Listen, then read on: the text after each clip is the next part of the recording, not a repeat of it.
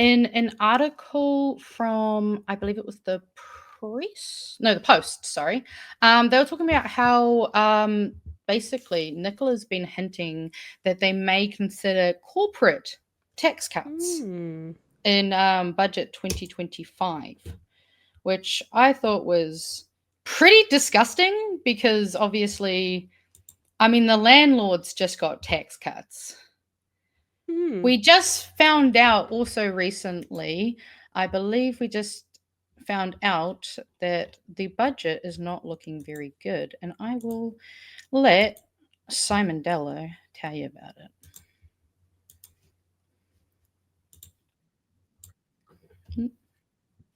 it. Someone said the Seymour head is giving Hannibal realness. Hannibal? Yeah. Hannibal realness. I love that. I can see that. All right, let me add this in. There'll be no lolly scrambles in the near future, with the opening of the books revealing the government's coffers are emptying out and the outlook is bleak with more pain ahead. Today's half-yearly update confirming the economic downturn started earlier, cut deeper, and will take the country longer to emerge from. The tax take faces being $13 billion lower than predicted in May's budget, due to decreasing GST, business and worker payments. And government expenses are $1.4 billion higher than forecast, largely due to increased welfare, superannuation and education. Which I'm just going to actually comment on the reason he says that goes up, I find a little disingenuous, because that's not also giving any credence to the fact that maybe their spending went up because they borrowed money for landlords and tax breaks and stuff, and now they're considering a corporate tax cut in a year where we're already getting worse. So, yeah, interesting. Costs. So any return to surplus has been pushed out by at least 2 years, and government debt is tracking higher. The Finance Minister says this all means she has a big task ahead to find money to fund essential services. So there'll be more public sector cuts, no new initiatives for many government departments, and the hunt is on to find new ways of bringing in much needed cash. More cuts to the public sector, more tax, yep. Tax. Cash. Business correspondent Katie Bradford reports. More protests in the capital.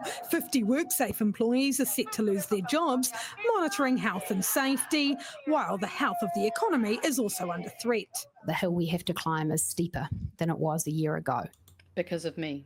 Bleak, gloomy, grim. No sugarcoating it. Treasury's forecasts have deteriorated on almost every single measure.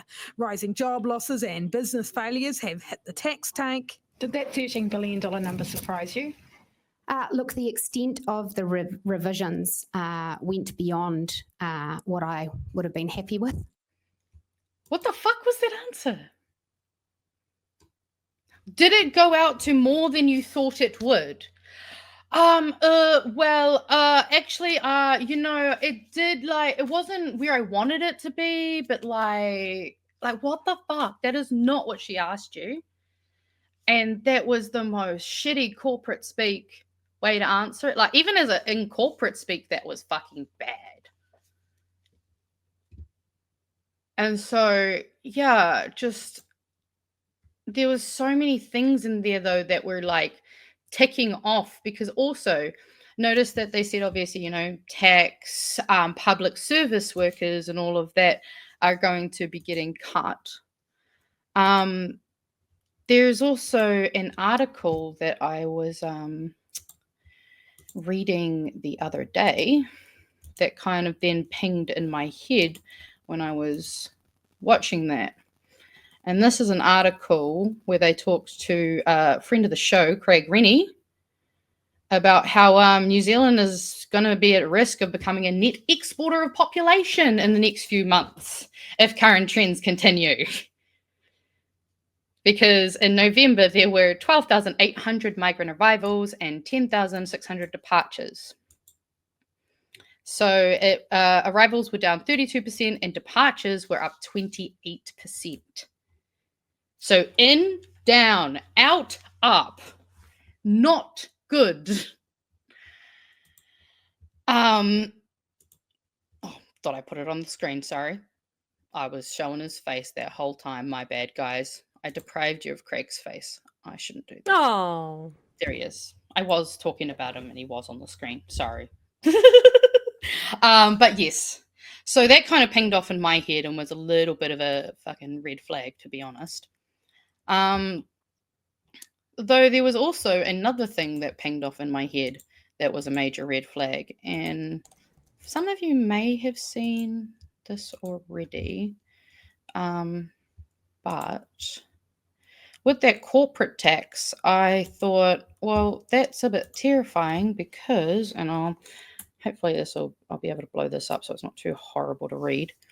There was an amazing Substack posted by Miss Hooper on Blue Sky discussing the fact that the New Zealand initiative, which many of you may remember is one of the many arms of Atlas Network. See, told you it was coming back. They represent at least $12.7 trillion in business interest in our country.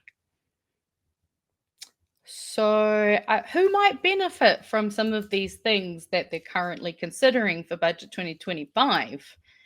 That's maybe it's me being an Atlas conspiracy theorist, or maybe it's neurodivergent pattern recognition. I don't know. I'm pretty sure which one I know it is, but I also saw the fact that actually there was also an article that was posted on RNZ a couple of weeks ago that was talking about how I know we've heard Chloe discuss the fact that many New Zealanders pay an effective tax rate of 50%. There was actually an article that was discussing the fact that so while 13% of two-parent households and 30% of single-parent households are paying effective marginal tax rates of more than 50%, a single-parent effective marginal tax rate goes up to 93% when you start earning over $15,000. Only $15,000.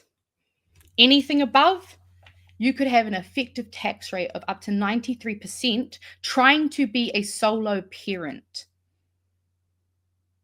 And who are they also attacking at the moment? Beneficiaries or people, and also, people who are on the benefit aren't always just not working. Some of them have part-time work. Some of them have children. So, yeah, I thought it's really interesting that she thinks that is an appropriate thing to even consider. She's not the only one that has mentioned it, unfortunately. But then there was also another article that I was reading that was talking about how they're potentially going to be making changes to KiwiSaver that could affect us all. But what they're changing it to is they want to be able to change it so that KiwiSaver will be investing in private assets rather than that they're not currently private assets. They're currently publicly traded assets. And there is quite a few, economists and experts out there who have said that could be a really, really risky thing for us to do, because not only is it less likely to actually have the benefits that they say it would have, but it has increased risks because private assets often lead to reduced transparency. As well as the fact that, you go from having a publicly traded asset where it is relatively cheap to trade and the market value is known, whereas private assets, completely different ballgame. The government also suggested that the government has suggested allowing KiwiSaver managers to invest more in private assets such as infrastructure projects and unlisted companies to unlock significant investment opportunities. Why would they want people to invest in private infrastructure at the moment? Why might they want to change that? Do you see why I'm the crazy Charlie Day meme all the fucking time? It's all connected. So Yeah. that was basically the little head spin that I went on earlier today. Nice. Wow, yesterday I think it was. I don't even think I did it today, but yeah, doesn't seem great. Yeah. And I will I'll make sure that I add all those links to those articles. I'll get them added to the document that we've got, and I'll do an update of all that. So if anyone wants to go look into it themselves, do it. Yippers. Yes. All right. I need a drink of water Let's after go. all that crazy shit. So do something. Yeah. Fill the time. I feel like I'm constantly going crazy with some of the stuff, eh? Mm-hmm. Like, it just doesn't... It makes no sense to me. Or, more so, it makes sense to me that what they're doing is bullshit. Mm-hmm. But I don't know whether or not other people who are outside of our little... not to say our bubble, but I mean, like, outside of the understanding of what they're trying to achieve with austerity. How it's... whether or not it's just lost on them, and they go, oh, yeah, corporate tax cuts. Oh, yeah, because if we cut the tax rate, then we'll have businesses come here and bring their businesses here because they'll get a tax break and it won't cost them as much. And I'm like, yeah, but when has that ever happened that a corporation will come here and actually it benefits us at all? Well, actually, I agree with Secretive Squirrel. It makes sense to me. I think it's just fucking stupid. Because I think that is it. It's like, I get where the flaw is, but I think that's the thing is also, like, people, like, that's the other thing I think, too, is, like, people have different priorities. So if they don't see the value, I think a lot of people don't necessarily see the value in paying attention to politics or paying attention to the news. Like, I don't genuinely think they understand or grasp that it actually does affect them in a really deep way a lot of the times. I mean, why do you think Phil says, like, you might not fuck with politics, but politics is going to fuck with you? I think I was talking to someone about this the other day, and they're in a position where I was literally like, oh, hey, I got to, because I was obviously cutting up the videos for Pat. I was like, oh, I got to see some videos. Well, my colleague was, interviewing like Chris Hipkins and Marama Davidson and I can't remember who. Oh, and he had photos with Chloe Swarbrick, and she just kind of looked at me blank. And she's like, yeah, I hate when that happens. Am I supposed to know these people? I'm like, yeah. Former Prime Minister. Oh, my best friend's the same. Like, I sent him the thing about Kieran McElnulty, and he's like, who's that? And bear in mind, my friend did work for the government for a while. And then I also sent him a picture of me and Patty Gower today, and he went, who's that? I went, fuck, man. But, that's the thing is, it is really what you know and what you see. So, I mean, but I was thinking crazy about it as well. The person I was speaking to is in a point in their life where their kids are going to school. They are in a comfortable position. They're not in a position where they probably don't actually care about the tax that they're paying. Like, they just don't think about it. It's just part of life that you pay the taxes. And they're both in comfortable jobs and things are working for them. And they're probably more focused on their little unit and their family and like, they're not getting fucked over each time the government changes, that they don't actually need to pay attention. And I think a lot of people are so insular in that way, and like, they're just trying to do life for themselves and not trying to change things for other people. Yeah, and I mean, in a lot of time they can't. A lot of the time they're just trying to survive. There's that too, but if you're in that survival mode, paying attention to politics and voting for your own, like, voting in a way that benefits society as a whole will benefit you. But if you're in a space where you're just kind of cruising, things are okay, and it's pretty like normal, stuff, normal family stuff, and each time the government changes, it doesn't really affect you. You're not having to go to hospital. You're not really having to pay for pills, or you can afford to pay for pills, so it's not an issue. You've got yourself and a doctor. You've got your house and your mortgage, and you're pretty much fine.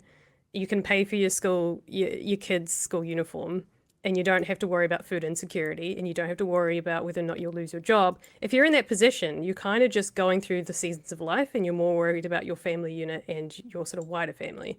Whereas for a lot of us who latch on to the idea that there is a broader issue and there are people out there who are suffering perhaps more than you, and you want to vote in the air. Because I always, the best thing I ever heard was, don't vote for yourself, vote for the person who's the most vulnerable in your life. And if you do that, you always benefit society as a whole. Because voting in your own favor actually might not be voting in your own favor. Oh, absolutely. It may not actually, you think that, getting a tax break might benefit you, but you may also not realize that doing that, you're actually going to increase your wait times for surgeries or critical medical appointments and stuff like that. Absolutely. And it's going to make things more expensive for you because you voted in your own best interest. Whereas if you voted for the most vulnerable person, it's probably going to be a more left-leaning government because they tend to focus on the social side of things. So although to be fair, I think though that people have been sold a narrative for many years though that weakest chain link should be set free. They're the ones that hold you back. Whereas what it should be is we should actually judge a society based on how they treat their most vulnerable. It shouldn't be that we just go, oh, well, you're weak, you can't. That is meritocracy. That is, Western colonial type thinking. And that is something that most of us have been conditioned to kind of think a lot as we grow up. And then we have to kind of deprogram ourselves to go, no, actually, it is okay. Like, as humans, we are social creatures because that is how we survive. We need each other. We might not like each other all the fucking time, but we need each other. And to have our best interests is to look after each other, because it's that thing of like, if I look after my neighbor when their house gets robbed, they'll look after my house so it doesn't get robbed. Like, it's fucking not that hard to think. It's basic, but people get distracted.